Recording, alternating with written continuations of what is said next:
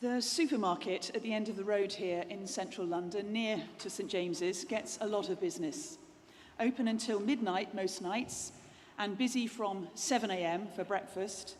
It's a sort of constant in life, and a barometer for what's going on more broadly.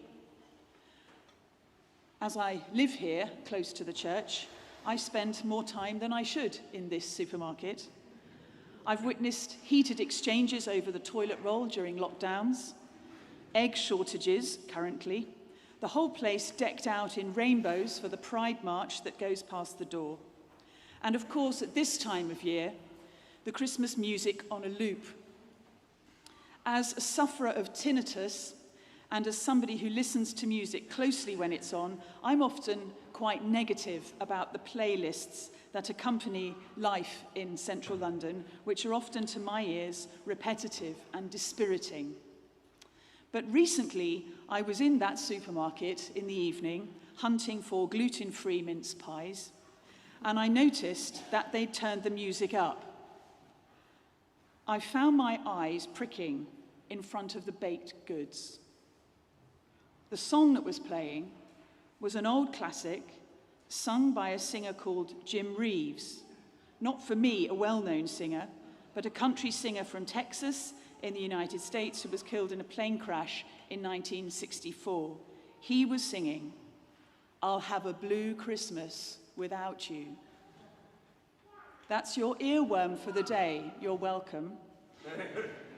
I was instantly transported back to a cottage in a tiny hamlet in Wiltshire, not far from Salisbury, where I was born. My own mother was gravely ill for some of my childhood, and so in a time of great instability and uncertainty for my parents, my family spent time there with my grandparents. It was a place I felt secure, where the routine of seemingly endless roast potatoes, walks with the dog, playing with my brother was just that, routine. "I'll have a blue Christmas without you," sang Jim Reeves. And decades later, time and space dissolved into a moment that felt like a Christmas mixture of grief and gratitude, love and loss. I'm very privileged that I have some good memories to go back to of such routine at Christmas. And I was surprised a couple of weeks ago at the strength of my reaction in the supermarket. But I think it speaks to the state of precariousness that I was in not just then, but that we are in now. As the year draws to a close, for one English dictionary, the word of 2022 is striking. It is permacrisis. The state we're in, permacrisis, a prolonged period of instability and insecurity resulting from a series of catastrophic events. While this may feel like a relatively new state of affairs for some, much of the world's population, of course, live precariously all the time. Permacrisis is a way of life if your income is unstable, your borders insecure, if there's no cushion, nest egg, or savings account to protect you from economic shock or political mismanagement. And in addition to this, given the climate crisis too, the situation of stability and permanence that we thought we've lost was always in itself an illusion anyway. And as a priest, as a Christian, living through such a perma-crisis as this, I might reach for the certainty that I really want faith to provide. The house built on rock, as the story Jesus told, rather than house built on sand that got blown away by the storm. But if I'm looking for glib answers, for conclusions, for rock-like logic or certainties in a life of faith and at Christmas, then I'm looking in the wrong place. What we celebrate today is awesome. It's an utterly mysterious and precious revelation that we call incarnation. God is with us. What we celebrate today is nothing less than the arrival of God into a perma-crisis all of its own, a militarized society, a family fleeing persecution, a dirty outhouse, and a precarious birth. While psychologically, as individuals, you and I will need a measure of stability in order to flourish, in faith terms, the question is not so much that a linear set of beliefs gives me certainty about what will happen next, but rather living a life of faith teaches me simply to pray, to develop a spiritual practice, to ask for the resources which turn out to be mostly love, to live more honestly with the questions.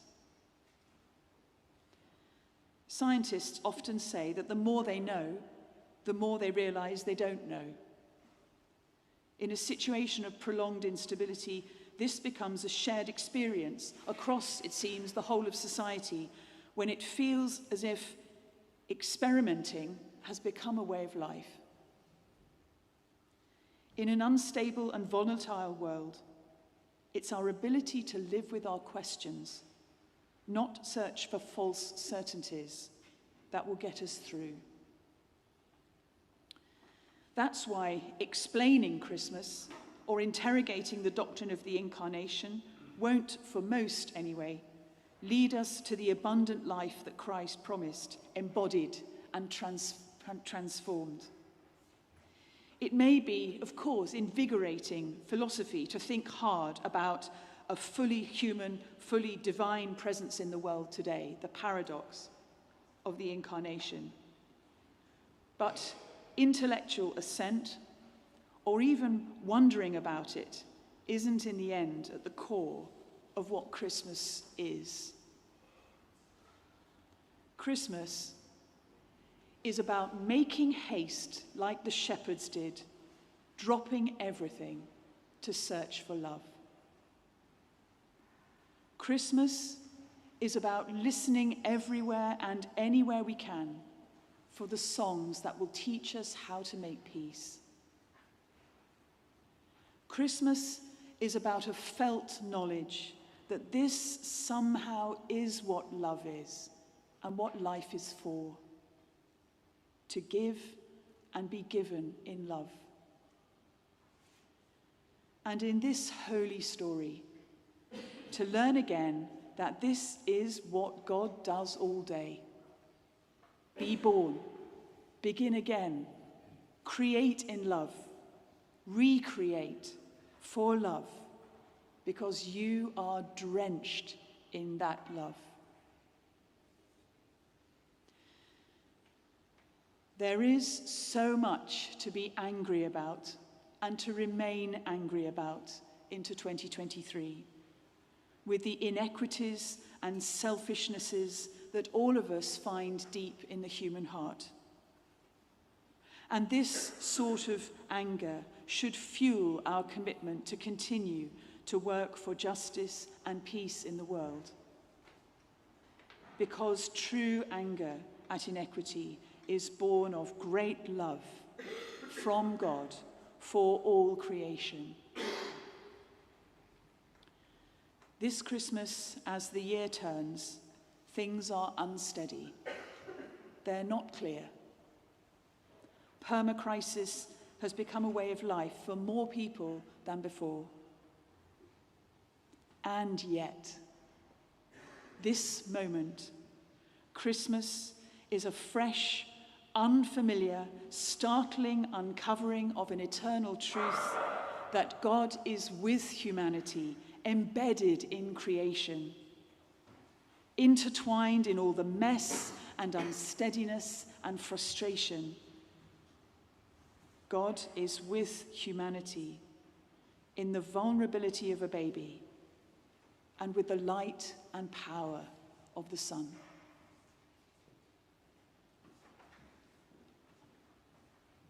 Amen.